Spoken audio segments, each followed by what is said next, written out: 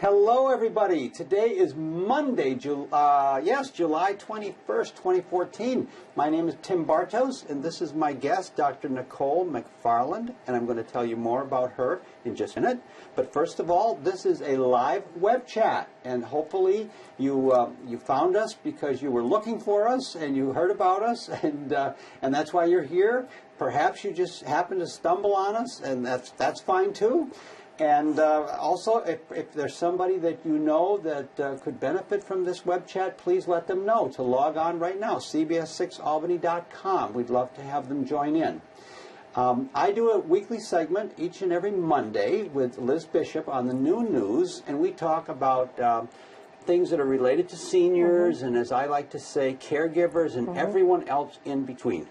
And so today we talked about addictions and alcoholism and substance abuse, and how it's a lot more prevalent in elderly than a lot of people realize. And we're going to be talking about that in just a minute with Dr. McFarland. But that was the topic for today. That's what we're going to be talking about here. Addictions, alcoholism, chemical addiction, dependence on drugs. And so if you have any questions, this, again, is a live web chat, so we would love to hear from you. And there are two ways that you can get questions to us. You can send them through the CBS6 face page, and we'll get them that way, or you can send them via email at chat@cbs6albany.com. Chat, C-H-A-T, at cbs6albany.com. We'd love to take your questions. Or if you have any comments or something you'd like to share with us regarding this or a story, please, we'd love to hear from you. Right now we're live at the studios, CBS 6 Albany on Balltown Road in Niskayuna, so we are anxious to hear from you. Dr. McFarland, thank you so much for coming down, taking time out of your busy day to come down and do this web chat. It's my honor. Thank you so much for having me. Oh, you're very, very welcome. I'll tell you just a little bit about Dr. McFarland. She is the Executive Director of Senior Hope Counseling in Albany, right? Right. And she received her bachelor's locally from Skidmore College and an MSW from the University of Penn School of Social Policy and Practice.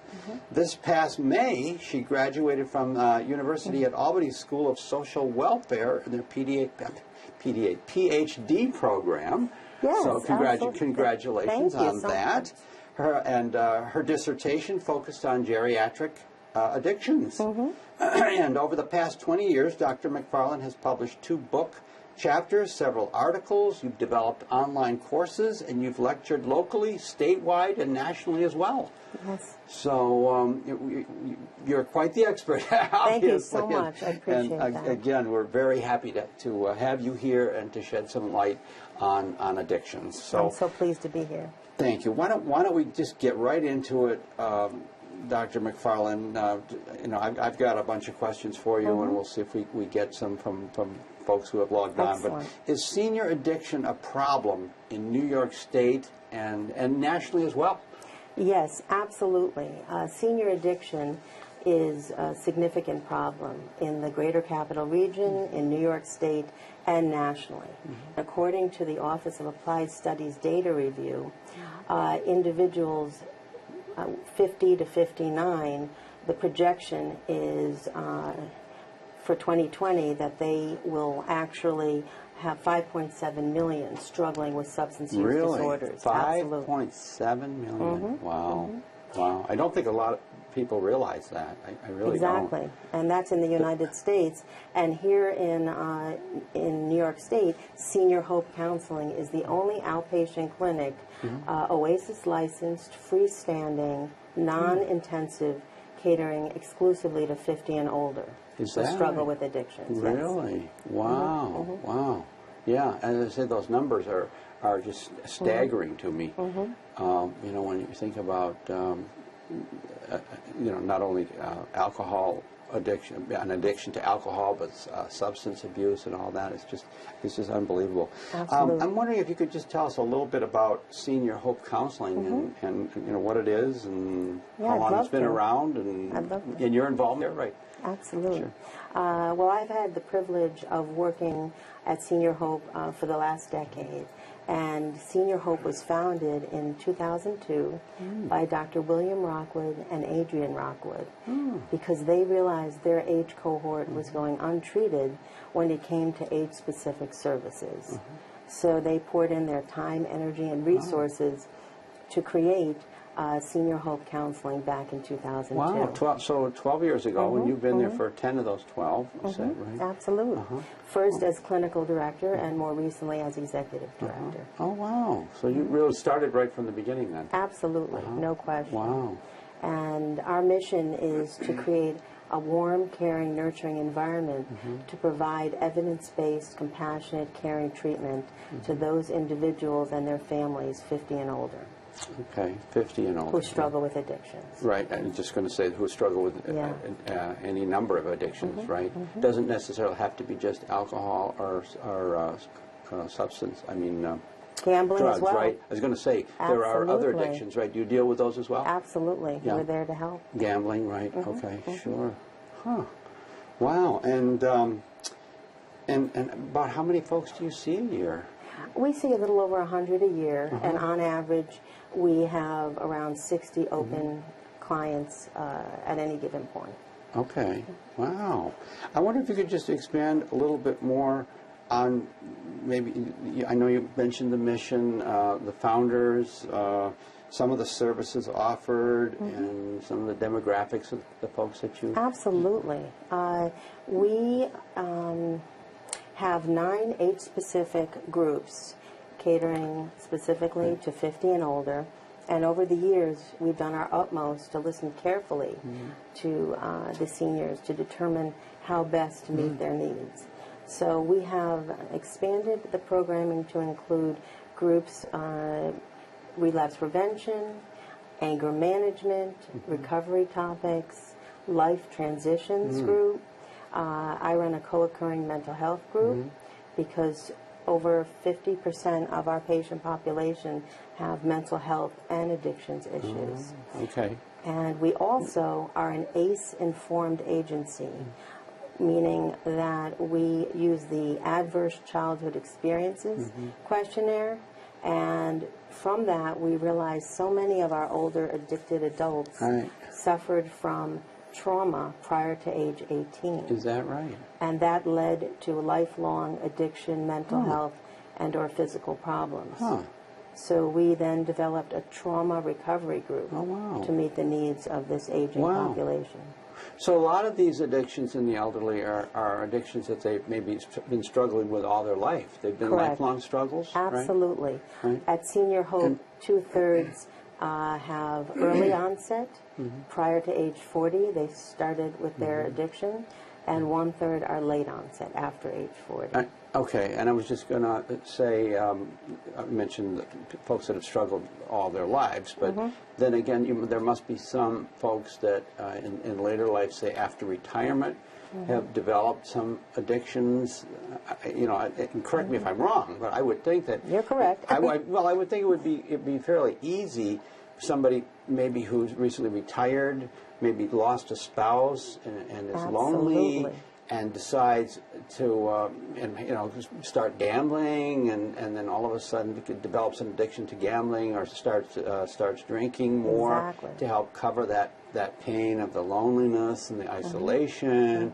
And the next thing you know, then it's all of a sudden, that's become an addiction, and so it can be a vicious cycle. And we do see that a great number of older adults can benefit from structure to their day. When they retire, oftentimes there is a loss of meaning and purpose in their life, and they begin to, question. What do I do now? Sure. And sometimes the bottle can be a great friend in that process. Right. So we always encourage at Senior Hope to link into community resources so that they feel vital and attached to their community. Sure. Well, I guess depending on your perspective, unfortunately or fortunately or unfortunately, however you want to look at it, for many of us, our career is our life, and when you retire and you lose that piece of your life, it is a huge loss. Absolutely. And you can suddenly find yourself searching and feeling very lonely, and you know, I could see how it would be very easy, as you said, just to reach for the bottle or to start taking some kind of drug Yes. to help to numb some of that loss. And other issues include chronic debilitating pain. When we talk about reaching for that prescriptive drug, Yes. quite a few older adults are prescribed medication to cope with chronic pain. That's right. And over time, their bodies develop a tolerance, resulting in the need for For more greater and more. amounts. Right. So it can be quite a challenge, whether it's alcohol or prescriptive drugs Sure. that we deal with. Sure. Now, can anyone just call Senior Hope and Yes, say, absolute. They can? Yes, our number is pretty easy to remember. Oh, okay, go It's 489-7777, and the website is www.seniorhope.org. Sounds great. And again, if you're watching us, don't worry about writing this down because we'll put it on the website. Although that number is very easy to remember. It I've is. already got it, right? That's wonderful. 849-7777, right? What could be You can't easier? beat it. No, you can't beat that one. We're trying to don't- make it easy. Right. Yes. But don't worry about it because we will put it on the website. So, Thank you. So anybody can just call And we set up intake very quickly, within 24 to 48 hours, so that we can really connect with that individual and offer them services if this is the correct level of care. Sure. If it's not, then we make an appropriate referral. Okay. And if you feel that you can help them, and that's something then that obviously doesn't happen overnight. It takes several visits, right? Well, it can take anywhere from 1 to 3 visits, but usually we're able to accommodate after that initial visit. And we offer groups and individual sessions. Oh, both. Okay. Yes, we have a seasoned interdisciplinary team of dedicated professionals, and we are open, throughout the week and offer some evening services as needed. Oh, and in the evening too. Well, that makes We it have very some convenient. clinicians who offer Yeah, that. very convenient. Now, do you find that most people will either benefit more from an individual session or a group, or from a combination of both? Well, for addictions, there is great benefit to being involved in group therapy, because it is there that you begin to hear your fellow colleague talk about issues related to addiction and generational concerns. And so we find that groups are very critical to the recovery process, but as an licensed Office of Alcohol and Substance Abuse program, we definitely feel it's important to have ongoing individual counseling, because the elder may feel more comfortable talking one-on-one at times Right. than in the group dynamic Yes. for some issues. Sure.